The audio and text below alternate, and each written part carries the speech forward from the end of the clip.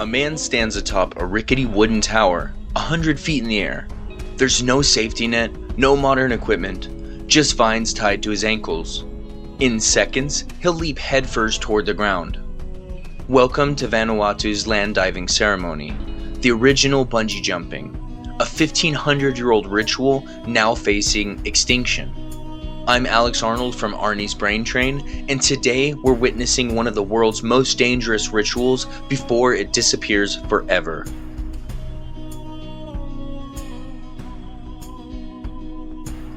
Pentecost Island, and yes, I realize that's not the original name, looks like a paradise from above. Lush green jungles, crystal blue waters, and villages that have changed little for centuries. This small island in the South Pacific nation of Vanuatu holds a secret tradition that will make your jaw drop. First, there's a wooden tower, called a Ngol tower, built entirely by hand using nothing but jungle materials.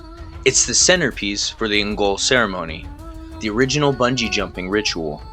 These towers can reach heights of 20 to 30 meters, or about 65 to 100 feet, towering above the jungle floor. According to the local legend, the ritual began centuries ago when a woman named Tamali fled from her abusive husband and climbed a tall banyan tree. When he followed her up the tree, she tied liana vines to her ankles and jumped. She survived the fall because of the elasticity of the vines, but her husband, who tried to follow without vines, plummeted to his death. The woman of the village later taught men in the technique, and it evolved into a sacred ceremony celebrating both courage and the annual yam harvest. The etymology of Ngol itself comes from the local Sa language, roughly translating to body diving or jumping body. This name perfectly encapsulates the physical nature of the ritual, a complete commitment of one's body to the dive, trusting entirely in the traditional knowledge and spiritual protection.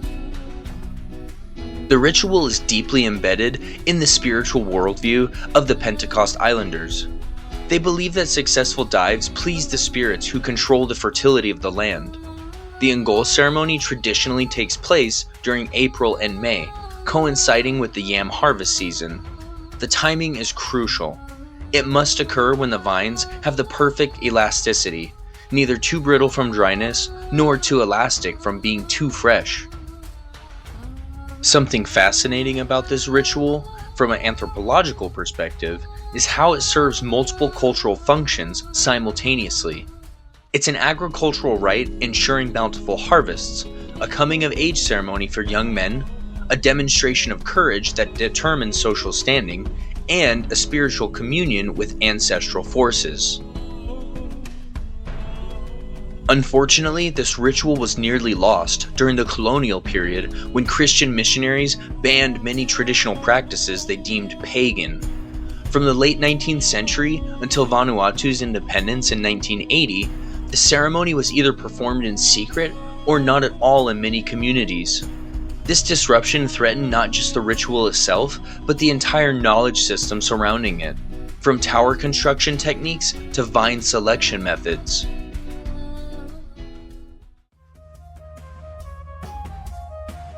Building the Ngol Tower is honestly an engineering marvel that relies entirely on traditional knowledge passed down through generations. This process begins weeks before the actual ceremony. Men from the village venture into the jungle to select specific trees and vines, cutting them according to the strict traditional rules. The selection of materials is not arbitrary. Certain types of trees are chosen for different parts of the tower. The strongest and straightest trees form the central support structure, while more flexible woods are used for the diving platforms. No part of the tower can be secured with modern materials. No nails, no rope, no wire. Everything is bound together using specific jungle vines and traditional knowledge of knots and structural support. The vines used for the actual dive, called liana vines, require particular attention. These aren't just randomly selected. Elders with decades of experience carefully examine each vine, looking for specific characteristics. They must be the right age, Too young and they'll stretch too much, sending the diver crashing into the ground. Too old and they might snap altogether. The men test each vine, measuring its elasticity by hand, flexing and stretching it to ensure it will perform correctly during the critical moment of the dive. Most people are amazed to learn that the length of each vine is calculated with incredible precision. The vines are measured to ensure the diver's head will come within inches of the ground without actually hitting it. This measurement takes into account the diver's weight, the height of the platform, and the natural elasticity of the specific vines being used. It's a complex calculation done without any modern tools or mathematical formulas, purely based on generational knowledge and experience. The preparation for participants is equally rigorous. Boys start jumping from lower platforms around age 7 or 8, gradually working their way up as they prove their courage and skill. Young divers spend years learning the proper technique, how to position their bodies during the dive, how to prepare mentally, and how to trust the traditional knowledge that will keep them safe. Before the jump, divers observe several taboos that are believed to ensure their safety. They abstain from sexual relations for weeks before the dive, as it's believed that intimate contact with women will weaken the protection offered by the spirit world. They follow specific diets, avoiding certain foods that might displease the ancestral spirits. Some divers even sleep in isolation, focusing their mental energy on the upcoming challenge. The night just before the jump, many of the men sleep under the tower itself. This practice serves multiple purposes. It allows them to guard against any tampering with the structure, either malicious or accidental. It enables them to communicate with the spirits associated with the tower, and it helps them form a spiritual connection with the structure that will hold their lives in the balance the next day. Body preparation is also essential. Divers typically clear their diving platforms of any debris or obstacles before the ceremony begins. Many apply coconut oil to their skin, which serves both a practical purpose, allowing their bodies to slide more easily as the vines pull tight, and a spiritual one, as an offering to the ancestors. Some divers also wear special decorations or body paint that connects them to ancestral protection.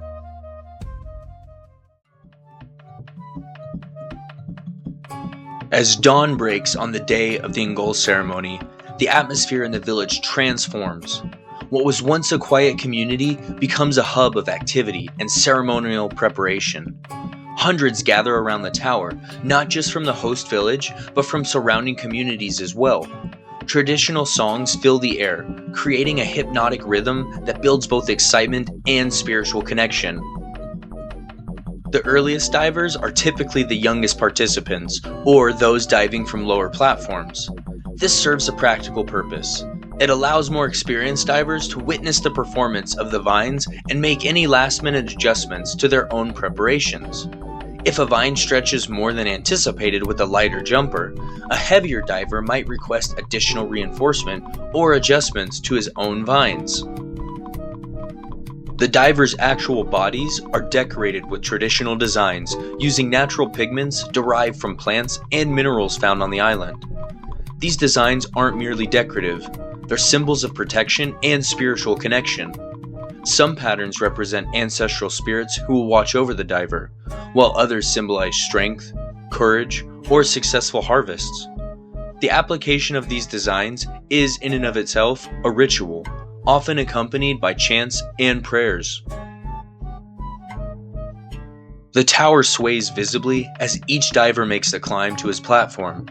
The structure is intentionally flexible, designed to bend rather than break under stress. This flexibility, however, makes the climb itself a test of courage. The higher platforms can sway several feet in each direction, requiring divers to maintain both physical balance and mental composure. When a diver finally reaches his platform, he doesn't just immediately jump. There's a moment of preparation where he checks his vines one final time and centers himself mentally. Many divers call out to the crowd or perform a brief dance on the platform. This isn't showmanship in the modern sense, but it's a traditional way of announcing one's readiness to the community and the spirit world. The moment of the dive itself is truly extraordinary. The diver calls out, typically invoking ancestors or making a statement of personal power, then leaps forward with arms outstretched. Unlike modern bungee jumping, where divers typically dive feet first, the Ngol diver goes head first, arms extended like wings. As the diver falls, the vines begin to stretch. The physics of the dive are remarkable. The carefully selected vines provide just enough elasticity to slow the diver's descent without stopping it too abruptly, which could cause injury, or too gradually, which could allow the diver to hit the ground. The ideal dive brings the diver's shoulders within inches of the earth before the vines snap him back upward. The ground below is specially prepared, loosened to provide some cushion in case of miscalculation. But this preparation would do little to save a diver if the vines broke completely or were measured incorrectly. The margin for error is incredibly small, making each successful dive a testament to the precision of traditional knowledge. Each diver jumps from a different height based on their experience, age, and status within the community. The platforms range from just a few meters above the ground for the youngest boys to nearly 30 meters high for the most honored divers. The highest platforms are reserved for men who have proven their courage and earned the right to dive from such heights through years of successful jumps. According to traditional belief, the closer a diver's shoulders come to touching the ground, the more abundant the yam harvest will be. This creates a profound tension in the ritual. The most spiritually powerful dives are also the most dangerous. Master divers aim to brush the earth with their shoulders, coming as close as possible to contact without injury or death. It's a literal brush with death that symbolizes the community's commitment to prosperity.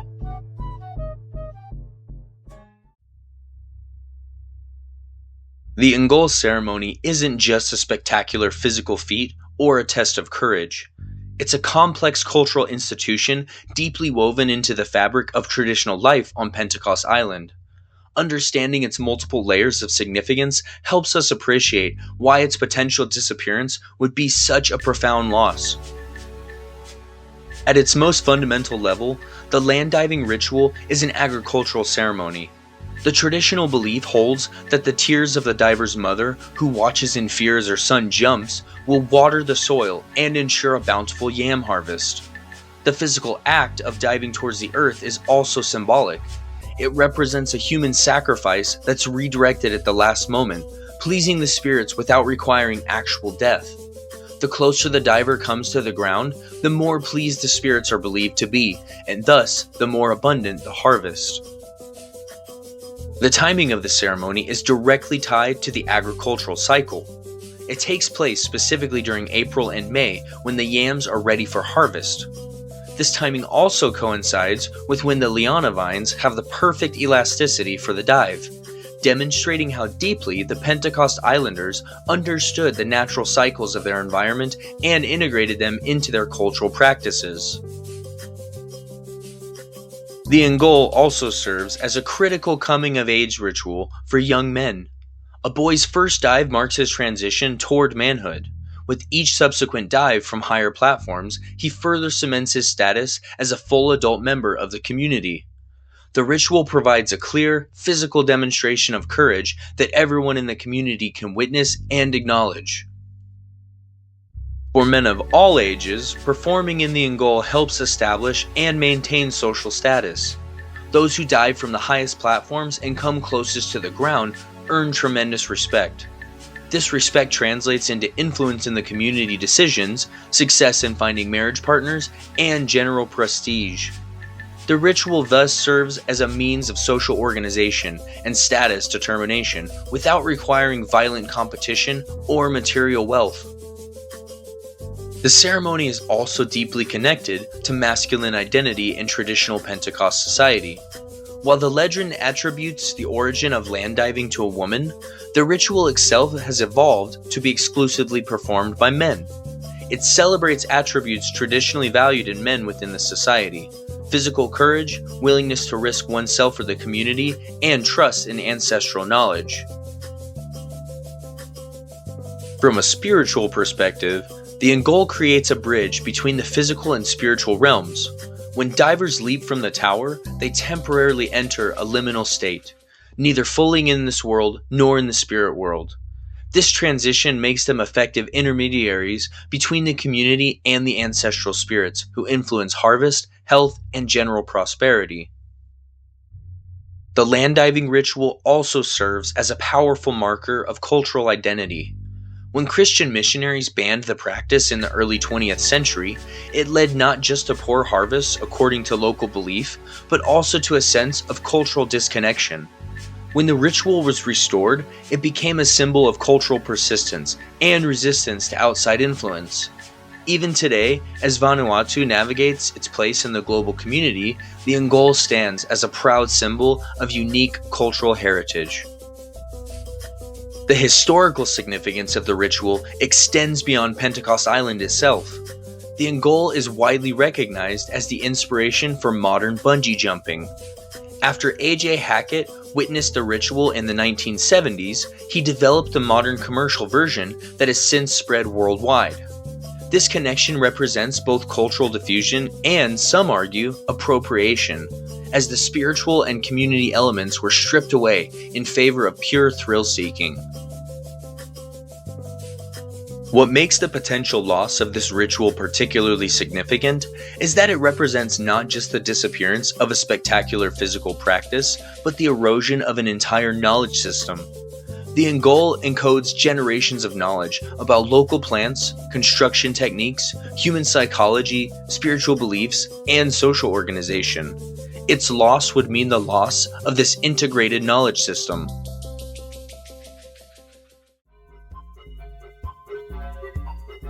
Today, the land diving ritual stands at a critical juncture. Like many traditional practices worldwide, it faces numerous pressures that threaten its authentic continuation. Understanding these challenges helps us appreciate the precarious position of this remarkable cultural tradition. Perhaps the most significant pressure comes from rapid modernization and cultural change within Vanuatu itself. Today's young Ni Vanuatu are caught between traditional values and the pull of modern life. Many are leaving villages for education and employment opportunities in urban centers like Port Vila, the nation's capital. This migration disrupts the transfer of traditional knowledge, as fewer young men remain in villages to learn the complex skills required for the Ngol. Modern education systems, while providing valuable opportunities, often prioritize global knowledge over local traditions. Young people spend their days in classrooms rather than apprenticing with elders to learn traditional skills. The knowledge required to select the right vines, construct a safe tower, and perform a successful dive requires years of mentorship and practice, something increasingly difficult to accommodate within modern lifestyles. Christianity continues to exert a powerful influence in Vanuatu, with approximately 83% of the population identifying as Christian. While many communities have found ways to reconcile traditional spiritual practices with Christian beliefs, tensions persist. Some Christian leaders continue to discourage participation in ceremonies they view as connected to pre-Christian spiritual beliefs, creating internal conflict for community members attempting to balance religious conviction with cultural heritage. The commercialism of the ritual presents perhaps the most visible threat. Since the 1950s, the Ngol has increasingly become a tourist attraction. While tourism brings economic benefits to communities, it has also profoundly altered the context and meaning of the ceremony. What was once performed according to traditional timing and spiritual considerations is now sometimes scheduled to accommodate cruise ship arrivals or tour group itineraries. This shift from sacred ceremony to a spectacle has tangible consequences. Traditional prohibitions around the ritual may be relaxed to meet tourist expectations. The spiritual preparation once considered essential might be abbreviated. The pressure to perform regardless of proper conditions, such as the state of the vines or the weather, increases the physical danger to participants, as evidenced by serious accidents that have occurred during tourist-oriented jumps. Economic pressures play a complex role in this dynamic. Tourism revenue provides incentives to continue the practice, but often in modified form. Some communities have embraced tourism as a means of economic development, while others have resisted, creating tensions between different villages on Pentecost Island. The distribution of tourism revenue also creates new power dynamics within communities, sometimes undermining traditional authority structures. Media representation creates additional complications. Global coverage of the land diving ritual often emphasizes its spectacular nature while downplaying its cultural significance.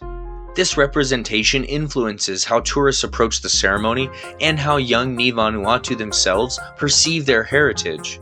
When traditional practices are portrayed primarily as exotic curiosities rather than sophisticated cultural systems, it can accelerate their devaluation and abandonment.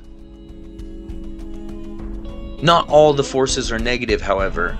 There are significant efforts underway to preserve the authenticity and continuity of the Ngol. Some communities have implemented restrictions on tourist access, limiting photography or requiring meaningful cultural orientation before witnessing the ceremony. Others are documenting elder knowledge systematically, creating archives of traditional expertise that future generations can access even if direct transmission is interrupted. Vanuatu's government has recognized the importance of custom, or traditional culture, and has implemented policies aimed at preserving cultural heritage.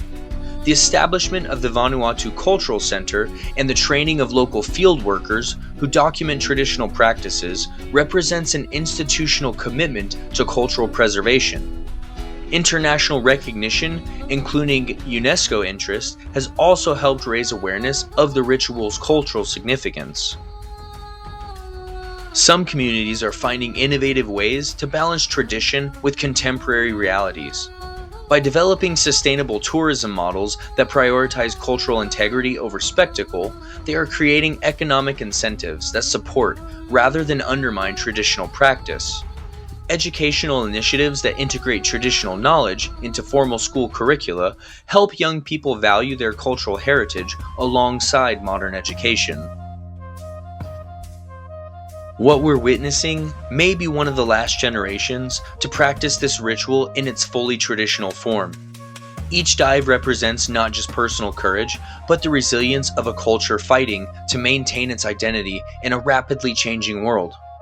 The future of the Ngol will depend on how successfully communities navigate these competing pressures and on whether the global community recognizes the value of preserving such unique cultural knowledge.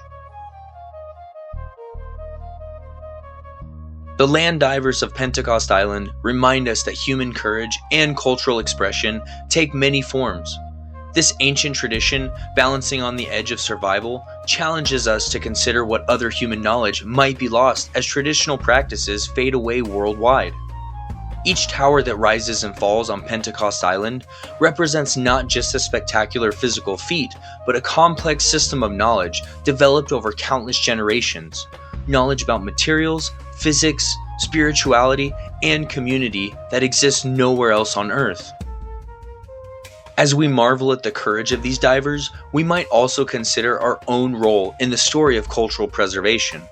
How do we balance respect for traditional knowledge with the realities of a changing world? How can we appreciate cultural differences without reducing them to a mere spectacle? And what responsibilities do we have to ensure that future generations can still witness traditions like the Ngol in their authentic form? Well guys, I'm Alex Arnold from Arnie's Brain Train, and if you found this journey into one of humanity's most spectacular rituals fascinating, please hit that subscribe button and notification bell to join me on future explorations of our world's disappearing traditions. All of our sources are in the description below. Please drop a comment with other endangered cultural practices you'd like to learn about. And if this video touched you, sharing it helps preserve awareness of traditions like this. So until next time, keep your brain on the tracks and your curiosity unstoppable. Bye guys, see you next time.